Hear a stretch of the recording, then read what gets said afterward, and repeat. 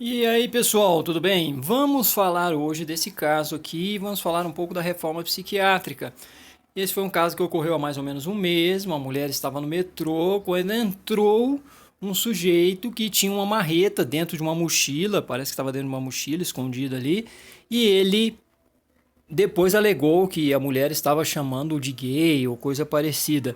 Mas o que que ele fez? Ele pegou a mulher aleatoriamente ali no metrô, primeira pessoa que estava na frente dele, ele pegou essa marreta, tirou da mochila e deu duas marretadas fortes na cabeça dessa mulher. Essa mulher foi a óbito.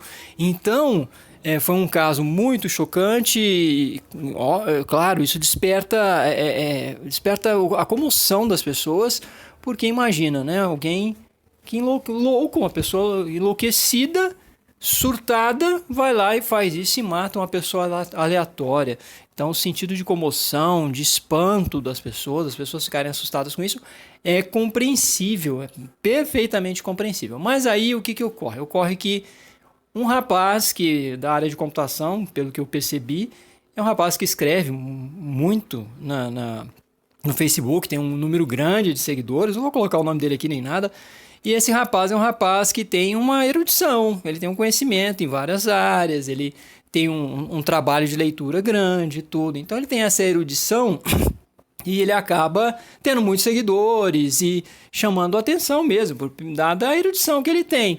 É um rapaz assim meio no estilo do Eli Vieira, não sei se vocês se lembram do Eli Vieira, que era da área de biologia, mas tinha, de alguma forma, exibia uma certa erudição, exibe ainda talvez, né? Não tenho seguido mais ele, e isso acaba atraindo seguidores e pessoas que vão estar ali de alguma forma tentando acompanhar o que a pessoa pensa, o que ela posta e tal. E esse rapaz, ele fez um texto longo criticando a reforma psiquiátrica em cima desse acontecimento. Então há algo de muito errado com a reforma psiquiátrica, ela nega a biologia e o que ocorreu aí no metrô é algo que a gente pode sim, de alguma forma, dizer que tem uma relação de causa e efeito, até talvez, ou uma relação muito próxima. Ele acaba sugerindo isso no texto dele com a reforma psiquiátrica, como a gente tem lidado aí desde o início da reforma psiquiátrica, lidado com transtorno mental e com as pessoas que têm transtorno mental grave, no caso psicoses, que é transtorno mental caracterizado basicamente pela perda do juízo de realidade, são as loucuras clássicas, né? Então ele coloca isso e faz uma crítica à reforma psiquiátrica. Mas antes de eu continuar aqui, por favor, deem like, compartilhem, se inscrevam no canal, acionem o sininho para receber notificações e façam seus comentários. Me ajuda a alimentar o algoritmo do YouTube. Mas vamos lá. Então ele faz essa crítica e a crítica dele é basicamente o quê? Olha aí, né? Estão negando que alguém como esse cara tem um transtorno que é irremediável.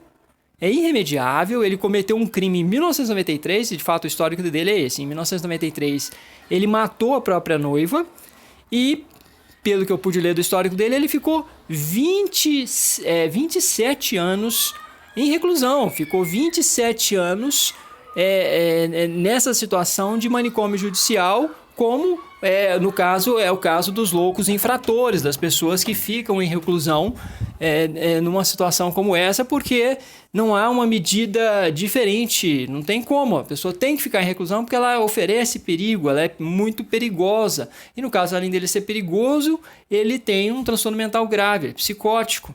Então é o louco infrator, é o caso do louco infrator e o drama do louco infrator, o que fazer com o louco infrator. Se o louco infrator ele tem que de alguma forma responder em alguma medida pelo que ele faz, se ele não pode responder, se é completamente inimputável e não respondendo, o que ocorre, como é que é essa questão de estar no manicômio judicial, do processo de reabilitação e tudo. Mas a crítica dele é qual? A crítica é de que o rapaz não deveria ter saído nunca de um manicômio judicial e que a culpa disso é da reforma psiquiátrica, que acha que é possível uma pessoa dessa ser reabilitada e voltar para o convívio social e estar em liberdade. Uma pessoa dessa nunca teria que estar em liberdade, segundo ele. Bom, eu quero, primeiramente, já traçar a seguinte perspectiva. Me parece que o texto dele, esse tipo de concepção, é uma concepção de base, basicamente muito equivocada em relação à legislação brasileira que sempre existiu no período republicano. Primeiro ponto, ele quer a reclusão perpétua para essas pessoas. Não existe essa perspectiva na legislação, não temos prisão perpétua no Brasil republicano. Então teria que mudar a lei, já começa aí. Ele tinha que ficar lá sempre, isso é culpa da reforma psiquiátrica. Não tem nada a ver com a reforma psiquiátrica, porque a reforma psiquiátrica não tem nada a ver com a legislação de prisão perpétua, de ter ou não ter prisão perpétua no Brasil. Então, ele quer prisão perpétua pro rapaz? Se ele quer a prisão perpétua, é algo para se mudar na lei, não tem nada a ver com reforma psiquiátrica. O que é essencialmente a reforma psiquiátrica? É somente a questão da humanização. É humanização, é tratar essas pessoas com mais humanização, que essas pessoas não sejam simplesmente depositadas no manicômio judicial, que tenha mais humanidade no trato, na relação com essas pessoas. Esse que é o ponto, basicamente, que as pessoas que têm transtorno mental, elas têm que de alguma forma ser inseridas no convívio social na medida do possível, não é do impossível, mas vamos voltar. Se fosse na década de 60 isso, antes da reforma psiquiátrica, como é que seria? Seria do mesmo jeito, não seria diferente.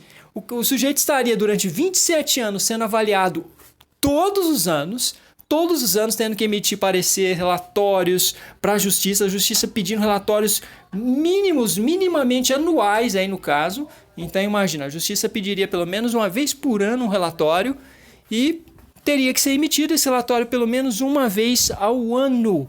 E aí nesse relatório, o que os psiquiatras fazem? É um relatório basicamente que a justiça exige que seja assinado pelo psiquiatra, porque não adianta só um psicólogo assinar um relatório desse. E aí o que o psiquiatra faz com ou sem reforma psiquiátrica? Com ou sem reforma psiquiátrica, não tem nada a ver com a reforma psiquiátrica. Ele faz o que então? Não tem nada a ver com a luta antimanicomial, né? Pessoas conhecem por esse nome. O psiquiatra vai lá e descreve o que ocorreu durante o ano, o semestre, como que esse paciente se comportou, se ele foi agressivo, se ele não foi, como é que está o juízo de realidade dele, se ele está agitado, se ele está irritado, se ele está embotado.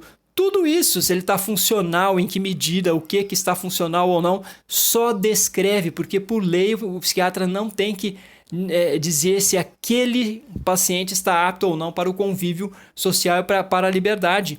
O psiquiatra não tem que dizer nada disso, não é obrigado, não tem que dizer isso, isso é a atribuição dos peritos. Aí tem o perito que vai dizer se está apto ou não e o juiz que vai decidir em cima do que o perito já decidiu. Não, o juiz não decide somente em cima do que um perito diz, ele tem vários outros elementos e o juiz é quem dá a martelada. Então assim, sempre foi assim. E aí temos o que no Brasil? Não temos prisão perpétua, nunca teve. Como é que você vai, tem que ter prisão perpétua, a culpa é da luta antimanicomial. Não tem nada a ver uma coisa com a outra, não tem nada a ver. Mas absolutamente nada. Então um erro de base aí. E nem vou entrar aqui em mérito de discutir Foucault, nada disso, não preciso entrar nesse mérito. Tá? Só quero colocar esse ponto aqui para vocês de um erro fundamental. A culpa é da reforma. Não tem nada a ver com a reforma, meu querido. Antes da reforma seria do mesmo jeito. Do mesmo jeito. Mas o psiquiatra que está avaliando isso, ele está... Não, a observação é objetiva, descritiva. Não importa se é o psiquiatra de lá do passado, da década de 70, ou o psiquiatra atual. Mas o perito... Olha, o perito, meu querido, ele não tem nada a ver com reforma psiquiátrica. Não tem nada a ver com o luta antimanicomial. Ele está lá dentro de uma instância judiciária. Ele não está levantando bandeira nenhuma. Então o ponto é esse. E esse sujeito para ter saído, imagina, 27 anos. O máximo que as pessoas ficam na prisão e reclusão no Brasil é 25 anos, parece, né? 25, por volta disso. Então ele saiu dentro do que está previsto na lei. O máximo que poderia ficar segundo a lei. Então esse que é o ponto. E se ele não fosse louco, não fosse infrator, não fosse psicótico, não tivesse transtorno mental, e aí? Alguém ia levantar alguma bandeira, ficar a pé da vida e culpar alguma coisa? Ele saiu, é culpa desses psicólogos hippie, desses psiquiatras nova era. Não tem nada a ver.